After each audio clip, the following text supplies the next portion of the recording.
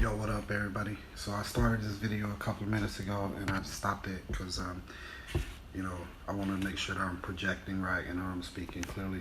Um, so uh, it's just a look back on the year, and my footprint this year, the things I've done, and what I haven't done. So just to go ahead and get this out there, what I'm saying, I'm gonna start like I always do. Earlier I didn't, so I just want to give all praise to the Most High for giving me understanding and helping me to see my way forward to this time that I'm in right now.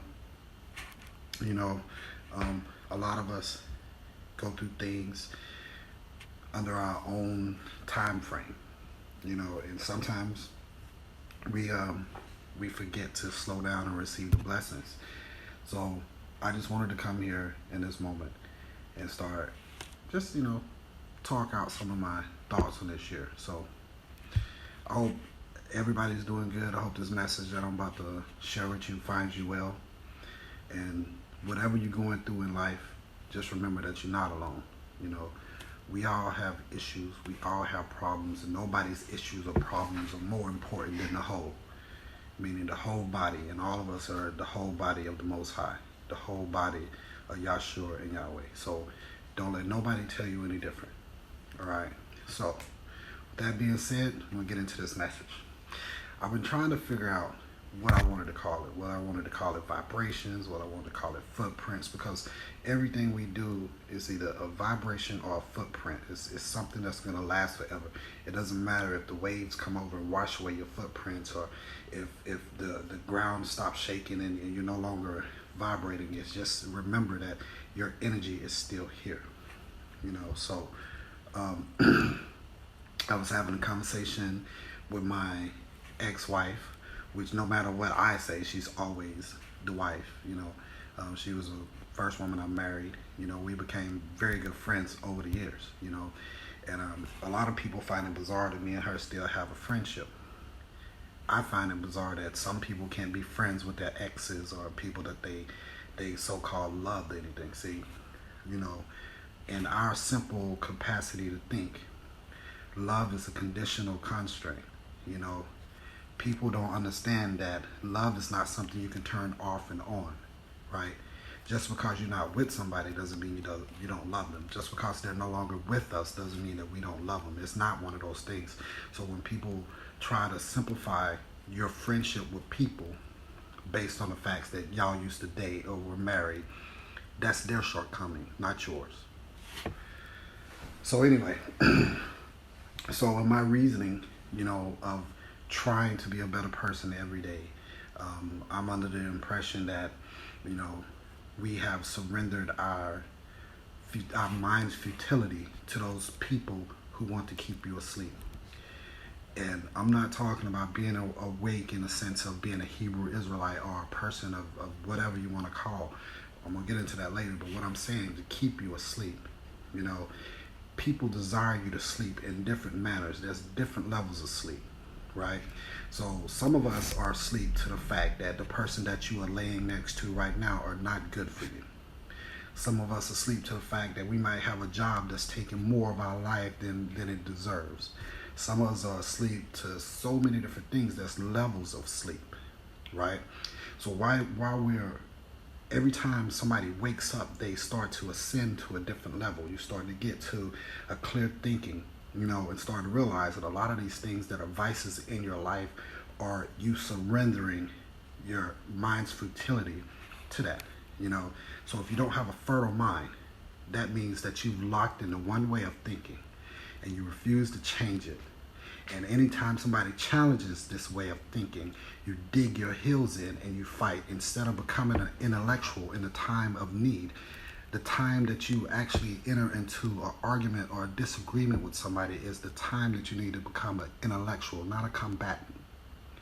So when somebody challenges your way of thinking or your sight on life, you should be trying to enlighten yourself, not them. You explain why you think the way you do and what you see, and you have an intellectual conversation. It doesn't matter if somebody is trying to bring you to an emotional state of anger or bring you to make you feel as though you're a bad person. whatever the case may be. These are emotions that you have to learn to control. And being that the powers that be, we honestly don't have a solid clue on who these powers are, but I have an idea. They have been studying and learning mankind in different sections of mankind, in different levels of consciousness, in different levels of sleep, in different levels of emotional, how can I call it, malleable, being able to mold you into a certain type of emotional states. And they've perfected what they do. And we just keep surrendering small parts of our serenity to them, small parts. And the only thing you're left with is the shell of a human existence. So much so that the things that are blatant and in your face, you don't really care about if it's not directly affecting you. Not realizing that anything that affects one person, it affects us in a whole. We are a body. We are a body of the Most High. It doesn't matter if you're Gentile, if you're a Hebrew Israelite, if you're a black Hebrew Israelite, if you're a so-called Jew. It doesn't matter, because we were created all by the same. And we have to understand that anything that afflicts one afflicts all. There is no escape. You can't do good with the right hand and bad with the left hand. It has to be a whole of the body. This is why the world is in some of the ways that it is now, because people are pretending not to see other people's grievance. They're pretending like it's okay because it's not happening in your neighborhood. They're okay with somebody being murdered or shot or raped, or all of these bad derogatory things that are happening, or drugs and all of this stuff, sex trafficking, because it's not happening in their neighborhood. But then the moment that it happens, they're on TV. If their loved ones go missing or their loved ones are on drugs, they're on TV begging for help and sympathy when they had none to offer. This is the lack of human capacity that has come to a head now. And in these times that we live now, it's either a blessing or a curse to be in these times. I haven't really figured it out, because if you can go into the Bible just for a little bit and get biblical and understand where we are in Revelations, we are at the point where the little horn is no longer dominant, which was 17... What year did Napoleon sack the Vatican? 1758 or something like that was pretty much the death of the little horn. And then the little horn is the Antichrist, and the little horn is the Vatican, and it's still around. Don't get it twisted, And the birth of the two horned beasts, If you study this stuff, if you just pay attention, you can actually pinpoint how accurate the Bible is. I used to be one of those people who was talked about in the Bible as being a rebellious soul against the Most High.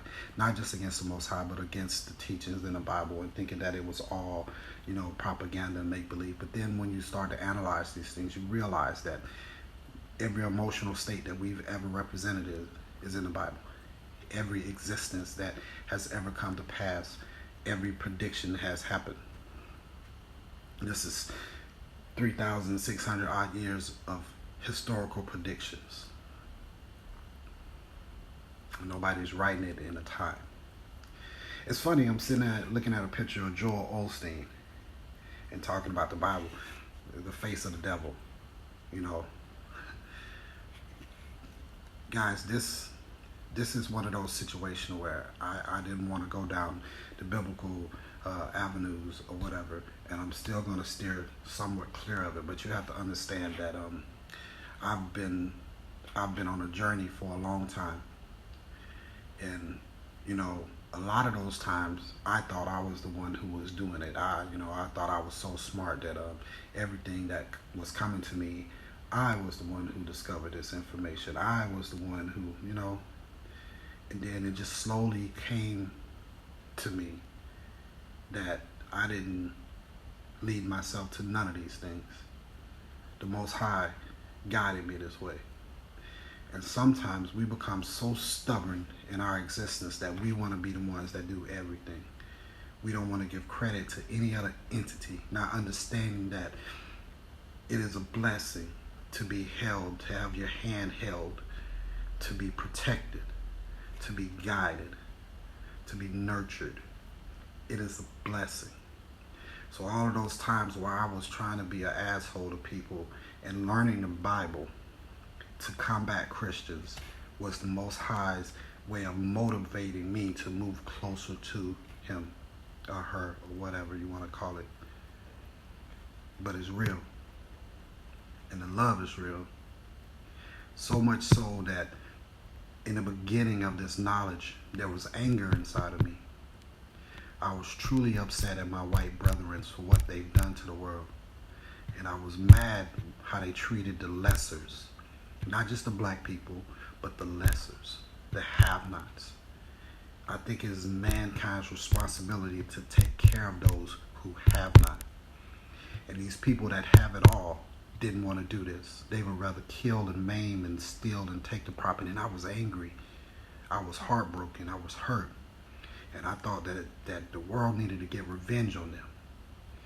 I was headed for a bad way, for a bad thought process.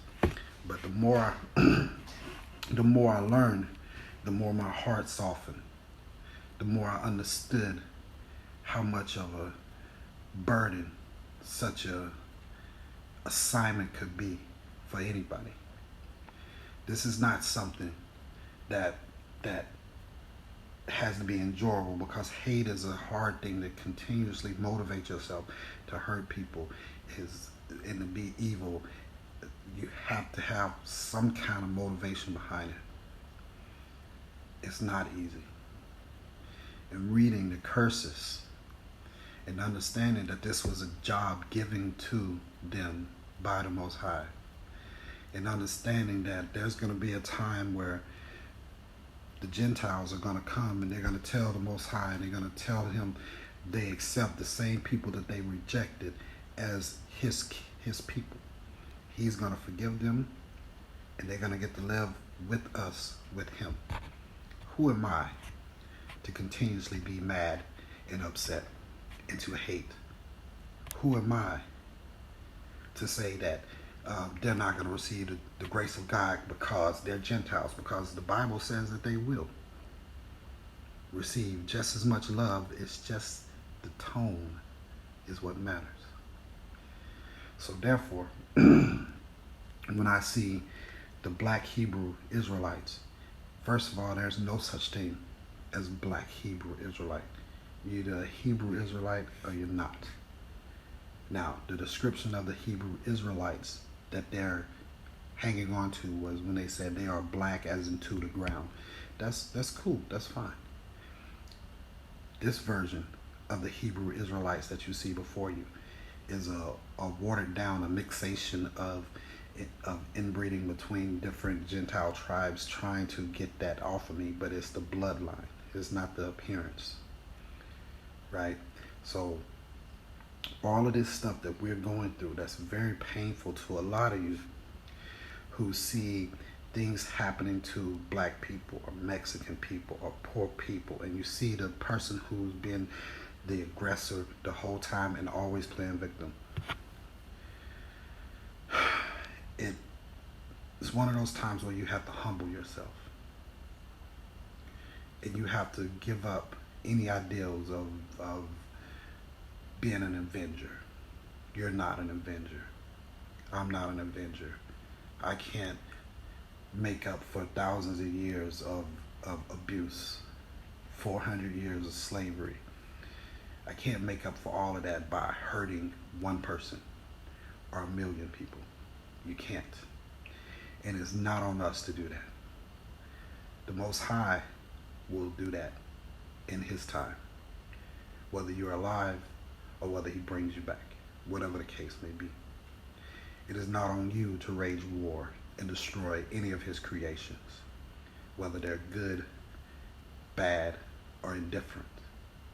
I see my young brothers out on the streets dressed in their robes and their little taluses, and they take the Bible with anger, and they don't understand what they're doing because they're so empowered by those words, knowing that they are the children of Israel. And they take those words and they use them in anger, the same way Christians use them to go around doing the crusades, the first crusades and the second crusades, to hurt people. Just because they're not physically killing people doesn't mean you're not mentally destroying people.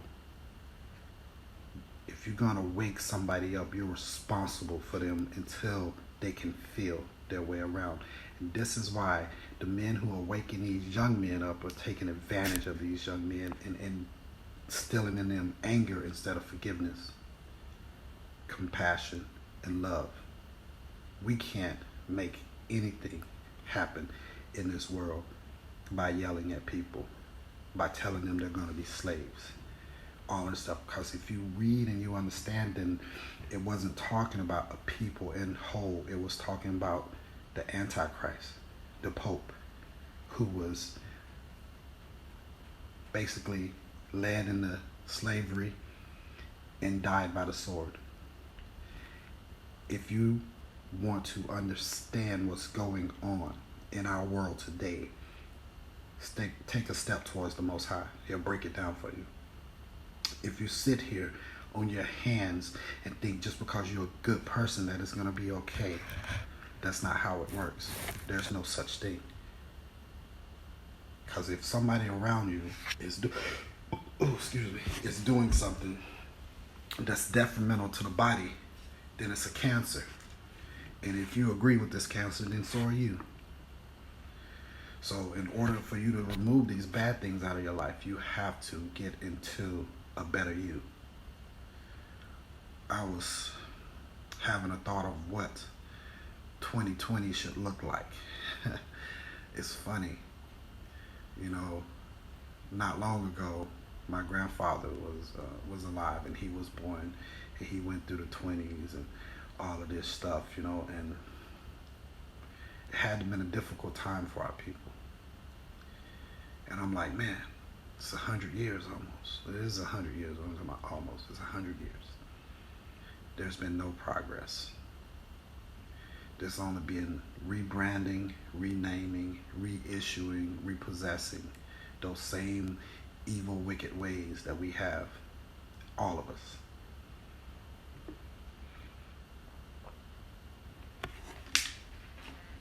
Why is there no peace in this world? Why is there no love and harmony in this world? Why are the bad things always the best things? Simple questions. Why do we let it happen? What can we do to improve our footprint or our vibration in this world? Me, I went through something very emotional that was extremely painful, and it broke me. I ain't talking about like you can break something in half and put it back together. I was shattered. The pain that I felt inside started boiling over like a tea kettle, and it came out, and I cried. My soul cried. My heart cried. I lost something that was irreplaceable. And then I told what I thought was the Most High at the time to leave me the hell alone. I said, if this is the love you want to give me, I don't want it. You're going to take away this from me. You don't love me. Leave me alone. In my mind, I thought I was, walking away from God.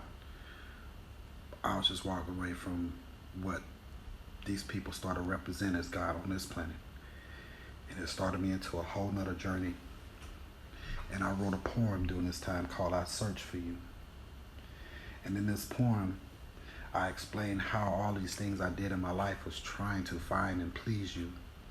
But then, I get tired and I get weary, and sometimes I stop. But this is part of the footprint, the evolution of a man's journey all these bad things I've done in my life, but the Most High was still guiding me.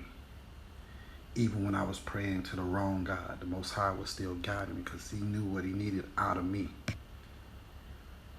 And whatever you're going through in your life, it doesn't matter. When your time comes, the understanding will just immerse you into the Most High, because everything that you're going through in your life right now, in the past, in the future, is by the great design, and the Most High has a plan. And sometimes the only way you can understand these things is through pain. Pain is the greatest teacher. I lost something that could never be replaced. But that love, it was never conditional. Whether she's here with me or whether she's there with him, that love is still here. And when I understood that it was a blessing for me to have that love, to feel that way about something and somebody, and never allow anything to come in between that love, I got just a small glimpse of how powerful love is. And then that understanding just resonates with me in this moment that I share with you. See, the Most High does things on His time, not your time or your understanding. These are gifts. And when we receive these gifts, we have to be grateful for them. Another story. When I was younger, I'm not going to sugarcoat this shit. I was staying, of course, at my parents' house. I was 18, 19 years old. Didn't have a plan in life what I was going to do, you know. And I decided I was going to sell weed until I figured out what I was going to do. I was doing pretty good. Had a lot of money. And I was reckless. I'd come home and I'd put the weed on the dresser, you know, in my room. Because, you know, I'm a man now. Don't nobody come in my room, but it's my father's house. Right? Just listen to this. This is deep and it's real. This is a true story. My father takes some weed off my dresser. I was so out of control that I asked him about the weed. Then when he said he took it and he knew I was selling weed and I need to stop, I told him he owes me $40 for the weed he took. The audacity, yeah? A couple of weeks go by, so me and my dad is at it, right? Not very disrespectful towards my dad, but not respectful at the same time, walking a very thin line. So one day, something happened. I was supposed to go to school, to college, and I decided not to. And I came home, my dad, he said, look here, boy, you don't live here no more. Just like that. I'm like, what you mean I don't live here no more? I'm going to my room. He said, nah, I got 2 other boys in this house I got to raise. Now, I done raised you. I done did my job. You got to go. And that just, it shattered me, man. I mean, like, not like, it just, something on me felt like it just melted off, and I was just standing there bone-ass naked. There was no more security. There was no more knowing where the meals come from. No more knowing where you lay your head down. It just shattered me. I had no plan. But my father sacrificed his son because the Most High put it on his heart. You need to move Tyree out of here. He's comfortable. He's becoming disrespectful. And you raising these other 2 boys to be men. You need to move his ass out of here. And he did. That was Abraham's sacrifice. My dad sent me out into the world, not ready, but I was ready. That what he did was issuing me a challenge, and it ushered me into manhood. When I was so comfortable at home, the Most High needed me to see the world. The Most High needed my father to cut the ties. My father had to sacrifice, so he had to be faithful to God and listen to the voice in his head that was speaking to him to surrender his oldest son to the world. You never understand these times in that moment. You never understood. I never understood. And I left. And I was mad at my father for a long time. Not disrespectfully mad, but upset. Still talking, but keeping them on the outskirts of decision making because I wanted to show him that I'm going to be all right. Not realizing that all the tools that were given to me to be all right were instilled in me by him through the Most High.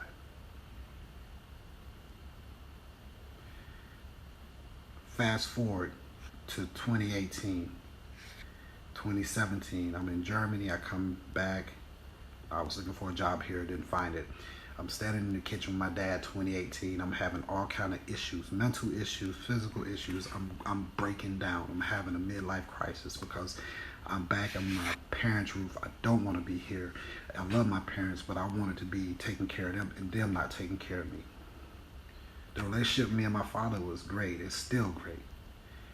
My dad, I'm sitting in the kitchen cleaning dishes. My dad walks into the kitchen, walks by me. He comes back in the living room, and he turns to me.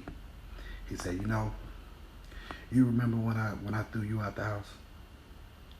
Just unprompted, out of nowhere. I was like, yeah, Dad, I remember that. He was like, that's the worst thing I ever done, and I regret it.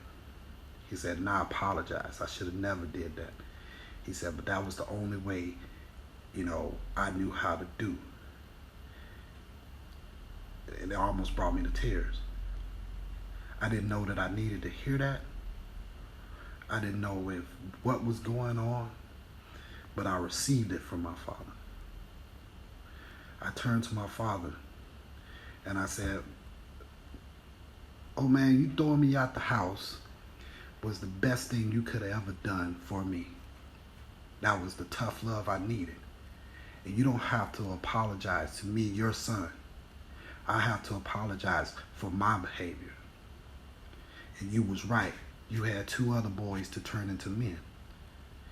And you turned me into a man in seconds. Me and my father, eye contact, talking. The mentorship that I received from my father is priceless. This story that I have to pass on to other people is priceless. This is the blessings that you receive when you stay faithful. When I follow the simple honor thy mother and father, the Most High gave me a reward for honoring my mother and father, for staying steadfast and trying to show my father that he did right by me. Even when I feel like he may have wronged me, he did right by me. And it was the best decision that he could have made because it turned me into a man.